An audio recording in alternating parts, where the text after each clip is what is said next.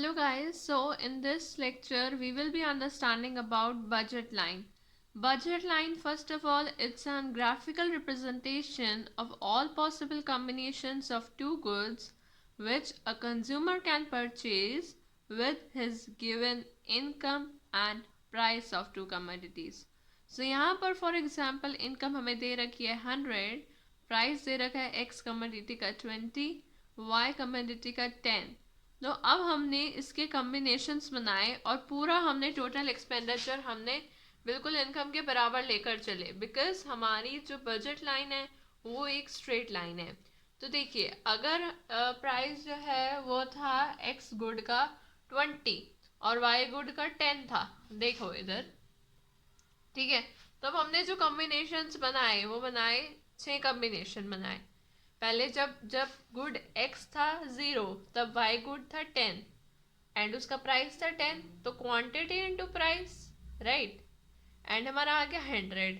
Similarly 1, then it reduce to quantity of y increases and quantity of x decreases, so it becomes 8. So like this we form the table and you can see here. Okay, so algebraic expression से इसके मिलवाएं तो देखो m which is the income, so price of x into quantity of x plus price of y into quantity of y, और ये हमारा budget line का हमने diagram plot किया. ठीक है, फर्स्ट और लास्ट पॉइंट को ज्वाइन कर दिया, स्ट्रेट लाइन बन गई. स्लोप देखिए, स्लोप है negative, that is del loss of y goods upon में del gain of x goods. Negative sign इसलिए क्योंकि इनका है invert relation Q Y upon में Q X and P X upon में पी वाई. डाउनवर्ड स्लोपिंग है because X good बढ़ रहा है, वाई घट रहा है. स्ट्रेट लाइन है बिकॉज स्लोप जो है वो कांस्टेंट रहेगा डेफिनेटली. इसका मतलब क्यू वाई अपॉन में क्यू एक्स या पी एक्स अपॉन में पी वाई, इनकी रेशियो जो है वो सेम रहेगी through out the budget line. I hope you must have cleared this concept of budget line. Moving towards causes of changes and shift in budget line. Okay. So moving toward very important topic of this chapter, causes of change in shift in budget line. बस इसका diagram एक बार ध्यान से समझ लेना है, फिर आपके दिमाग में बैठ जाएगा. अब जो बजट लाइन है वो दो वजह से चेंज होती है, एक तो इनकम की वजह से, एक प्राइस की वजह से. और अगर प्राइस सिर्फ एक कमोडिटी का चेंज हो रहा हो, दूसरे का ना चेंज हो रहा हो, तो उसका मैंने अलग समझाया. अब आप देखिए, मेन जो स्टार्टिंग है यहाँ से करते हैं. बात के ध्यान में रखनी है, इधर देखो ये कि बजट जो है जब बढ़ता है तो बजट लाइन राइट में शिफ्ट होती है. बजट जब डिक्रीज करता है तो बजट लाइन लेफ्ट में शिफ्ट करती है. दूसरी बात ये याद रखनी है कि जब प्राइस है और बजट है, अगर प्राइस बढ़ा तो बजट डिक्रीज करा, और इनकम जो है इनका डायरेक्ट रिलेशन है, इनकम बढ़ी तो बजट भी बढ़ेगा. तो यहाँ तक क्लियर है. तो अब हम बात करते हैं चेंज इन इनकम के बारे में. चेंज इन इनकम में इनकम इंक्रीज करी है, इनकम इंक्रीज करी है, तो इसलिए ये चल जाएगा राइट में. और इनकम जब डिक्रीज करेगी, डिक्रीज, तभी जाएगा लेफ्ट में. राइट किस तरफ? इस तरफ. लेफ्ट किस तरफ? इस तरफ. यानी ये ए बी से ई एफ की तरफ जा रहा है क्योंकि इनकम डिक्रीज कर रही है. दूसरा डायग्राम देखिए, proportionate changes in all prices.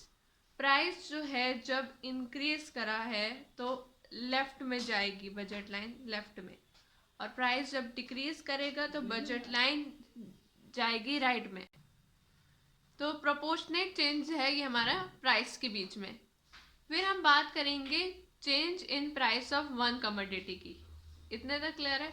अब हम बात करेंगे change in price of one commodity की. जब एक कमोडिटी का प्राइस चेंज होता है और दूसरे कमोडिटी का प्राइस कांस्टेंट रहता है.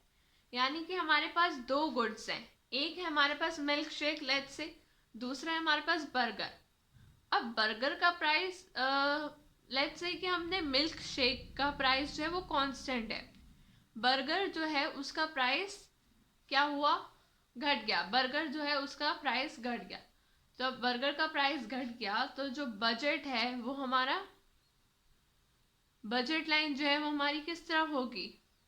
इसका मतलब ये मत सोच लेना कि प्राइस घट गया तो बजट जो है हमारा क्या होगा, बढ़ जाएगा। बजट बढ़ जाएगा, प्राइस घट गया है तो अभी प्राइस देखो घट गया है, तो अब बजट हम ज़्यादा ले सकते हैं।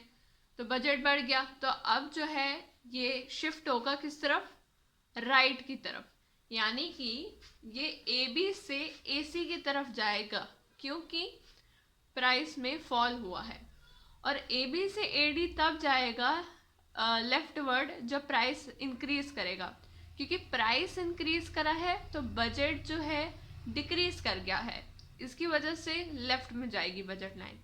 नेक्स्ट हम बात करते हैं price of a burger remain constant. ये केस है हमारा जब बर्गर है प्राइस कांस्टेंट है, तो बर्गर यहाँ पे प्राइस कांस्टेंट है। अब मिल्क शेक जो है इस केस में ये ए बी पहले बजट लाइन थी, जब मिल्क शेक के केस में मिल्क शेक का प्राइस बढ़ गया, प्राइस इंक्रीज करेगा मिल्क शेक का, तो क्या होगा, बजट लाइन के राइट वर्ड जाएगा या लेफ्ट वर्ड जाएगा, प्राइस इंक्रीज करा है मिल्क शेक का, सॉरी हाँ मिल्क शेक का प्राइस इंक्रीज करा है, बर्गर का कांस्टेंट है, तो प्राइस इंक्रीज करा है इसका मतलब बजट डिक्रीज कर गया है, तो ये जाएगा left word and otherwise it will go right word. Clear है।